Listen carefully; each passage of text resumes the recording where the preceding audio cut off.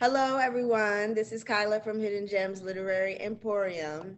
And today on our Ask the Author series, we have D.W. Duke, all the way from California, who is the author of this book, Not Without a Fight, the story of a Polish Jew's resistance, which is on display here at Hidden Gems Literary Emporium. You come by and get your copy. Mr. Duke, thank you for spending your time with us today. My pleasure to be here, Kayla. Thanks for having me on your show. No problem. So should I call you DW or should I call you Mr. Yeah, DW is fine. That's what everybody calls me. Or Duke. You can call me Duke or DW. Okay. Um, DW. Let's start with you introducing yourself to everyone and telling us a little bit about the inspiration behind why you decided to write this book. Sure. Well, I'm DW Duke. I'm an attorney in California, specializing in several areas of law, real estate, medical malpractice, and do a lot of human rights and civil rights work as well. I've been doing this for quite a few years, and I began writing books about 1990, I believe was my first book. This particular book was kind of a fluke. I had a client who I was helping him with a discrimination case. He was working at a hotel where he had observed discrimination and brought it to the attention of the hotel management. And he was a manager at the hotel, running the hotel, and they basically booted him out the door. So we began working on that case. And in the process, we started talking about, we both have Bieberstein ancestry. So we wanted to see how our families connect and so on. He began telling me about his father, who was a Jewish resistance fighter in Poland during World War II. He was 8 years old when Germany attacked Poland, and at that young age, he had two choices. He could either submit to Germany coming in, or he could become a fighter. He became a fighter. His grandfather was a major in the Polish army before the war, and he had taught Cass how to shoot a gun at a very young age. So by the age of 10, he was working as a sniper for the Jewish underground, fighting the resistance as Germany was invading. Wow. By the age of 10, he was By doing the age of 10, yes. it. He used the gun in a lethal fashion at the age of 10 for the first time. That's pretty, I mean, it's not unheard of though. I mean, No, it's not unheard of. no, it's, yeah, I mean, during the Civil War, kids were fighting at that age. During the Revolutionary War, they were fighting. The biggest problem, of course, is the recoil from the rifle. The recoil is pretty powerful and could injure a child if the child was not well prepared. And Cass used to use padding to help protect his shoulder, but he was using a rifle at that age. This story is based on a true story. Yes, that's correct. Okay, so are there any fictional components in here? Well, when you write a biographical novel, it's like a historical novel. You have to fill in elements. So it reads like a novel, but the basic stories are true. So in other words, you fill in the details, you insert characters, you add dialogue, you make it interesting for the reader. And the reason we write these is because people they hate history. They hate studying, all these boring dates and everything. So what we do, we try to put it in a way that makes it interesting to them. And then the next step, of course, is to make a motion picture that people can watch on the screen. This is even more relaxing and people enjoy it. So I think it's a way to educate people. If we forget about history, and this is going on in America right now with the whole, what should we do with critical race theory and things that happened in America? Do we blank it out and pretend it didn't happen? Or do we face it, realize it did happen, and take steps to make sure it doesn't happen in the future? And that's what we're doing. We're trying to educate people about things that occurred, both good and bad, in history, and so that we can learn from it and take positive steps going forward. It's interesting that you say that because I was having this almost exact conversation with someone yesterday. And we were talking about how a lot of times stories that have fictional components are actually based on real events, people, places in history. And we always encourage the youth, especially when they're reading any type of book, if it starts with a capital letter, they should look into it, because they'd be surprised to find that the roots are actually in real historical things.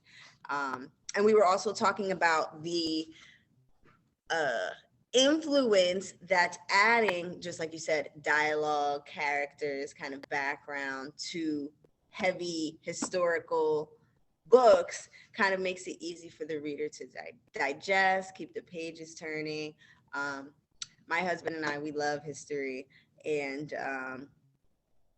but we also enjoy books that do that, lighten the Yes. mood, if you will say. I love, when I was in school, I loved history, but I recall that most people didn't. It takes a special mind to love history, just like people that love math. It takes a special mind for it. To me, history was fascinating. When I would read history books, it was like reading a novel, only Right. it was just strict fact. But what we do is add dialogue to give it that more of a realistic flavor for people, something they can identify with better. Yeah. Yeah. Um, Let me ask you another question about the rest of your books in general, because we like to do these interviews so that the readers can not only get a sense of the book, but also of you as a person, and it'll help them, relate to the book. And Sure. Matt here at Hidden Gems. Um, so this is your sixth or seventh book. That's my sixth book. Okay. Tell us, yeah, we'll edit that out. Uh, Tell us a little bit about your journey as an author, how it started, and the flow of your first book up until now. Okay. Well, my first book was on constitutional law. I started off writing law books, and my first book was on constitutional law. And I tried to write a book that would be of interest to the layperson, constitutional law, for the layperson. And that was a fun project. I went from that one to a book written for physicians on medical malpractice, because I also do a lot of medical malpractice. So the purpose of that book was to bring doctors to doctors' attention things that often lead to medical malpractice and what they might do to avoid those missteps. My next book was a book on insurance law, and that came out. I don't remember the year, maybe 2001, 2002. And by that point, I decided, you know what?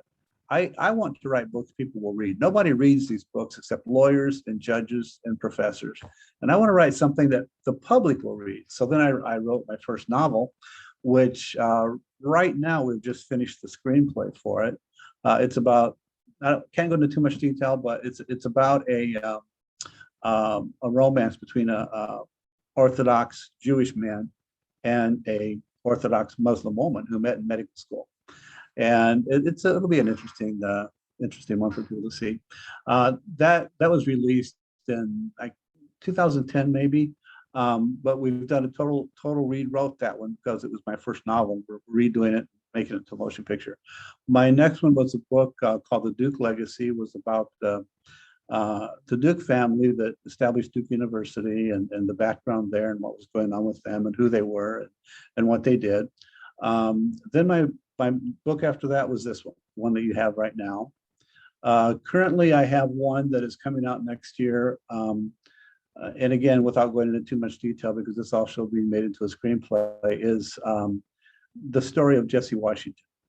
I don't know if you're familiar with Jesse Washington, but he was a young man who was lynched in Waco, Texas, for a crime I believe he did not commit. He was accused of raping and murdering a white woman, and I believe all the evidence. Well, he didn't even have a fair trial.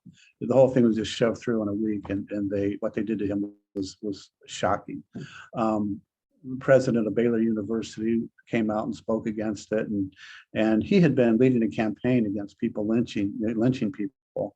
But what happened was, after this happened, it really became, actually, it was the reason the NAACP was formed, because they learned about this case, and a woman named Friedman went down and researched the whole story and presented it to the group that formed the NAACP, and that's how it developed.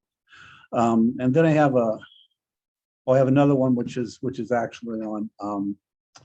It's a book on critical race theory. That's going to be it'll be more of a text type book. So those are the other projects that I have. I love how all of your books surround some type of social justice or social impact issue. Have you always, as a child, I mean, or young adult, have you always kind of been drawn to these type of issues or found importance in them? Um, and then I'm also curious to know what your experiences was like going into law school. Okay. Um, I was as a child. I was always looking for things that were always trying to make things fair. I just felt that it should be fair for everyone. You shouldn't have one standard for one person, a different standard for somebody else. We should all be treated equally and fairly. And I read books as a child, what we call similar to what I've written here, um, historical novels and biographical novels. Those were written mostly for middle age. Mine is more for high school and college. But yes, part of my life was always wanting to do that, and that's part of the reason I went into law school. Law school was a mixed bag of experiences. It was actually not as difficult to me as my undergraduate studies, but University of Michigan was pretty rigorous, and of course law school was too. But I expected the law school to be much harder, and I found it wasn't that way. As an undergrad for a typical class, you'd have make 6 or 7 books you had to read. But when you got in law school, you just basically had one book to focus on. And for me, it was much easier to stay organized. But I love the law school experience. I enjoyed law. We had a great time in law school. I went to Washington University in St. Louis, and beautiful campus, and had a good time there. Um, it's funny about the timing that we're having this interview because a few hours ago, there was a student that came in who was actually donating some books, but she's a Rutgers master's student in the social work department. And Oh, so Rutgers University, they have a law school over there too, but they are huge as a community. They're big on social impact issues, social justice issues. yes, they are. Oh, you know about us. Oh Yeah. yeah, yes. Okay. Did you apply to Rutgers when you were applying to law? No, no, Oh, I didn't. I did. I was in the doctoral program at the University of Michigan. I was planning to go for a joint law degree and a doctoral degree, and that would have taken about 6 years after 4 years undergrad. right. And then I got an invitation to apply to Washington University, and I did that, and then got it all done in 3 years.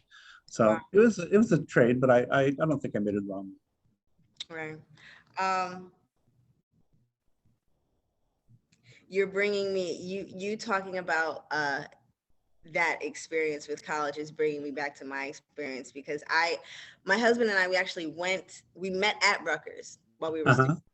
And and I'm sure you remember the application process is so just daunting. Yes. So and I had a scholarship to do something called the NJ Stars program and blah blah blah.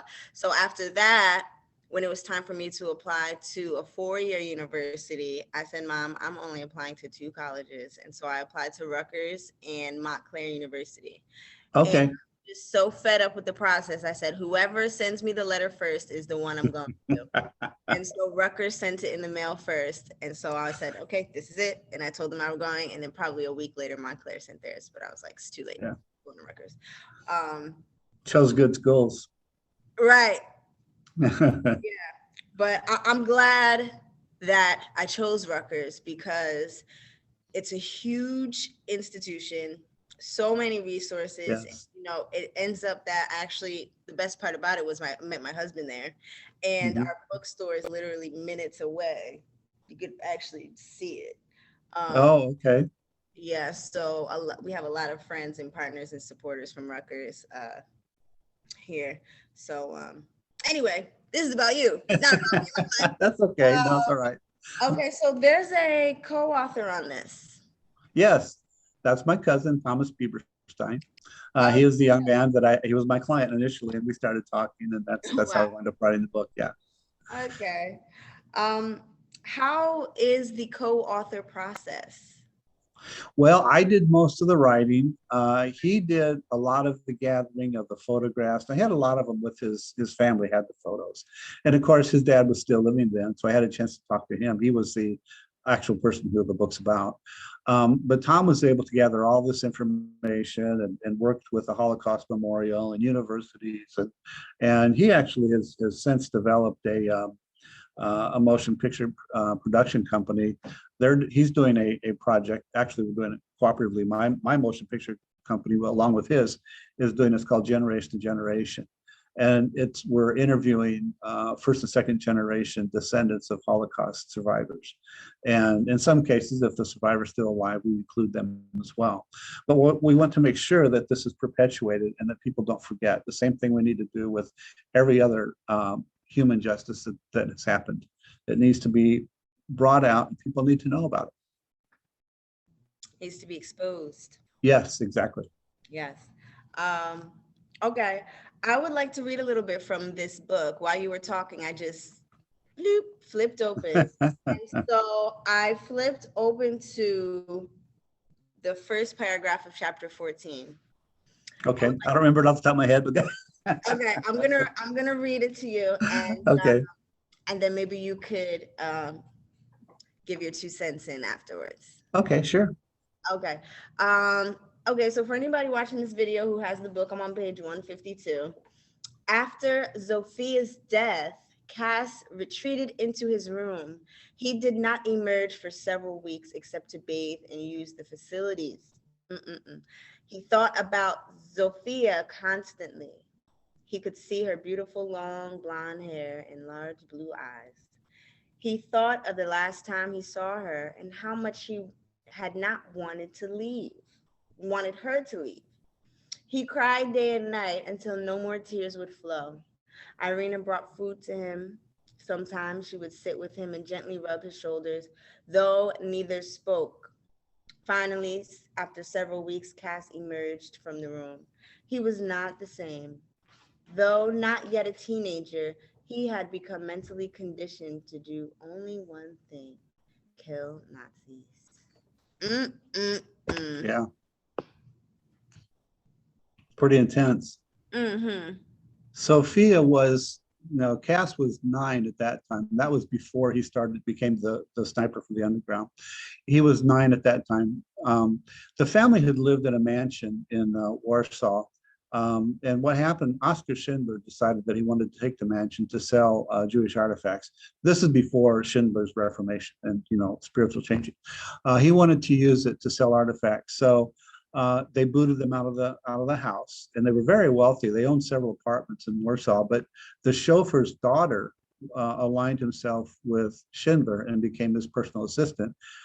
Sophia was the chauffeur's daughter. So the chauffeur had aligned himself with Schindler. So he helped them a little bit get into another place to live. Sophia was so upset because she had grown up with Cass, and they were very young, but they were very close. And she ran away, went to see him down in the ghetto, and she was mistaken for a Jew and was executed by some Nazi soldiers. Wow. How was she mistaken? She wanted to be a Jew, basically. She put on the armband. It was like 5 o'clock in the morning. She got on the streetcar or the trolley, whatever it was, and rode over to the street that Cass lived on, which was a couple miles away. And then she got off and was walking, and the officers, the guards, came up behind her and saw her and took her to a building and did what they did. And then Cass was one of the persons that found her. Right. Wow. I want to ask you 2 more questions. One is, let's talk about the picture on the cover of this book. Okay. Who are these people, and what is the context of this photo? Okay. This was about 2 years before the invasion. The man in the middle, that was Cass Bieberstein. Cass is the little boy on the right. The man in the middle was Cass's grandfather, and he was a major in the Polish army at that time. That was before the invasion. The boy on the left is Cass's older brother, Thaddeus. And this was taken just, to a family picture to have them all together. And they didn't see him a lot because he was gone a lot. But when you did see them, you spent a lot of time with them, a lot of valuable time. They had that picture of him. Wow. We look forward to reading this book and sharing our review and encouraging everyone to either come by the store or buy it from you, which is, how can they do that if they wanted to buy it from you? They can go to my website. It's www.holocaustfighter.com. Mm-hmm. Or if they want to reach me, they can locate me through the California State Bar, DW Duke, or just look me up. You can find me pretty easily on the internet. Yeah, so if anyone in California needs an attorney, they can also reach out to you, right? They feel free to call me, yes. Okay. Like I said before, we love history. As you can see, my husband is the one reading this book because he is the historian in our family. So we Okay. have underlines and notes in here. But we look forward to reading this book, and we enjoy books that are, not hefty, even though we do enjoy hefty books, but this is a good size. I remember when I was younger, I used to love books that were this length, or 500 to 600 pages, because it made me feel accomplished. Like, yeah, I just read this entire book and it only took me a few days. Yeah, I remember the feeling. I went through that too. Yeah. And then you get to, in my case, I was studying bio at Rutgers. So in my case, then you get 8 textbooks that's 2,000 pages. Oh, And yes. like, oh, I don't want to read this stuff. Oh, yeah. Yeah.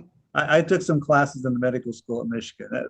Toughest stuff I ever took. I mean, that was hard. Yeah, it's rough. And students come in all the time, and the bookstore is kind of like a breath of fresh air, because they're like, I don't want to see any more chemistry ever again. Do you have a fictional story? And so yeah. Last question for you. What is Sure. what is the main, I'll say, takeaway that you want readers to get from this book, Not Without a Fight? Well, you know what? It's kind of timely because right now in America, there is so much intense polarization. And so many people in politics and in the media are using this situation for personal advantage. Rather than realizing, look, I've got a fiduciary duty to do what's best for society. A lot of them are just focusing on what's it going to do for my career. And as a result, they're loggerheads. I mean, I'm sure you remember, a few years back, it wasn't that long ago when, and probably even when you were in college, you'd have Democrats and Republican students sit down and have parties all night long and talk about politics. Nobody got mad, nobody fought. It was all in fun. Today, all you have to do is mention a politician's name and people are ready to go at you with their fist. What happened? And what I'm seeing happening, because I do a lot of work in Israel, and in the Middle East and other places, I'm seeing that the polarization that we have right now in the United States it's like it's becoming global. Now more and more nations are aligning against one another. And I think we live at a very dangerous time because of the irresponsibility of, in large part, politicians and the media. They're inflating this, it's like pouring gasoline on a fire. We need to get back to trying to, instead of looking at an issue and saying, okay, this guy, I'm going to go this way or this way. What we need to do is say, what is this person's concern? What can we do to help alleviate his concern? And what is this person's concern? And what can we do to help alleviate that concern? We don't just say, okay, it's all one way or the other. And what's happening right now in DC is these politicians are my way or the highway, my way or the highway. I mean, look at the battle right now over the over the whole thing with the budget. It goes on and on and on. Can't turn on the news without seeing it. Oh yeah, definitely. And we absolutely agree with you. We are big on media studies, and especially talking to the youth about their perception of the media, and their thought process when they're watching any type of media. We encourage them to use discernment when they're watching or reading anything, because media studies is very important. And Rutgers actually has a great journalism and media studies department. So Yes, I know that. I've heard that. Yeah. yeah. So I want to thank you for your time today. This has been such a pleasant experience. If anybody reading the book has a question, can they send you an email? That's perfectly fine. Absolutely. Okay, because we like to encourage that. We want, you know how you go into Barnes and Nobles maybe, and you pick the book either off of a recommendation or the cover or the summary, but Mhm. the author sometimes feels so far away, like they're this distant celebrity. And so Yes. we like to do these interviews, so when people come in or when we're talking about you on our social media platforms, they can feel like they got to know you a little bit, because in a sense, I guess they did. They're hearing about your life and about the book. So anybody who will be watching this video, please come by and see us at Hidden Gems Literary Emporium. We're here in New Brunswick at 55B Morris Street. You can also give us a call to order your copy of Not Without a Fight by D.W. Duke, all the way from California. I know, it's kind of early over there, right? Right now it's about 11:30 now. 11:30, okay. It's 2:30 over here, so we close the store in about 20 minutes. Oh, you close at 3? Yes, for now, until the Oh, new year. okay. Yeah. Okay. All righty. Um, Well, thank you, Kayla. I really enjoyed our conversation. That was oh, really great. nice. I enjoyed you as well, and I will talk to you again very, very soon. Okay, very good. Have a great day, sir. Okay, you too. All right. Bye-bye. Bye.